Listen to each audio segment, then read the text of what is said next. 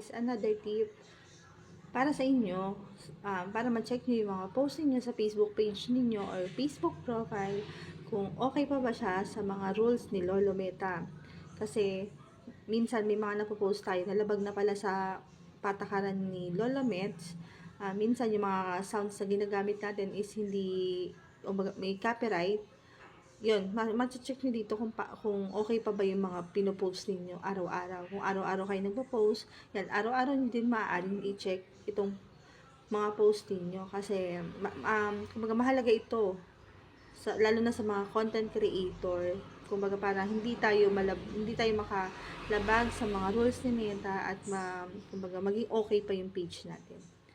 Bali, ang gagawin natin, pupunta lang tayo sa Facebook natin. Click lang natin yung Facebook. Then, kung nasa Facebook page nyo na kayo, click nyo lang tong burger icon. Itong nasa taas sa kahilera katabi ng notification. Then, scroll nyo pababa.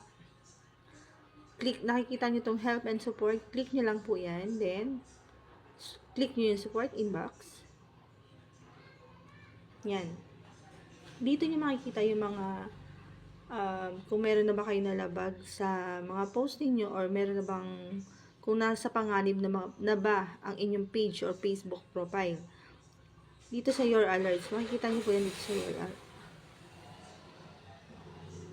Yan. Dahil wala pa tayong nalalabag sa patakaran ni Facebook, no violations pa ako. Pero, sa iba kong profile, sa personal profile ko, is meron na ako ditong your alerts. Ang ginagawa ko dyan, kapag may lumabas na your alerts, everyday na nagpo-post ako, lalo na sa Reels at saka sa Facebook profile ko or sa Facebook page ko, chine-check ko tong your alerts. Lagi ko tong tinitingnan.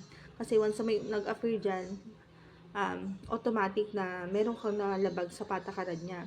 Ang kalimitan na ginagawa ko kapag may alerts na ako kay Meta, is ang ginagawa ko ay dinidelete ko na lang yung post na yun at magkikreate ako ng panibagong post na hindi na makakalabag doon sa patakaran niya.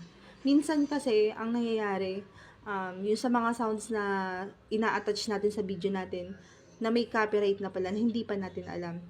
Yung iba, lalo na sa Reels, may mga available na sounds sa Reels, pero hindi natin alam na hindi pala siya pwede kay Meta. Ibig sabihin, may copyright sounds siya. Ganun siya. Tapos, itong others, makikita nyo dito, ito yung mga activity na ginawa nyo sa page nyo.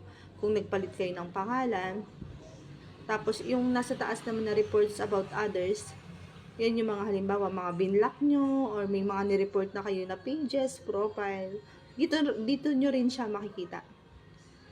Yan lang, sana makatulong to sa araw-araw natin paggawa ng content, and yun lang. Check natin lagi ang mga content na ginagawa natin kung okay pa ba kay Meta, para hindi tayo magkaroon ng problema. Thank you. Na makatulong.